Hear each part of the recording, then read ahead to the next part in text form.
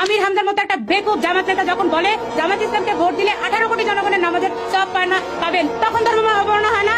কেন এদেরকে জামাত নেতাদেরকে ধরে ধরে আপনারা মাটির নিচে ঢুকাই দেন না? ধর্ম অবমাননা তখন হয় না যখন আপনাদের প্যারে প্যারে জামাত নেতা বলে, শিশির মণি বলে যে রোজা পূজা এক, তখন ধর্ম অবমাননা হয় না?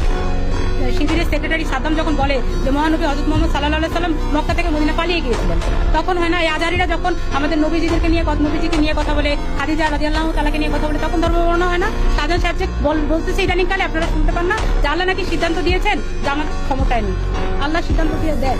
কখনো ধর্ম মাননা তখন হয় না যখন আপনারা বলেন চান্দা আওয়ামী লীগও নেয়, চান্দা বিএনপিও নেয়, চান্দা আল্লাহও নেয়, তখন সেই কথার সময় ধর্ম মাননা হয় না?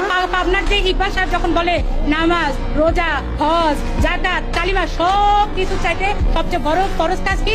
রাষ্ট্রের নেতা নির্ধারণ করা।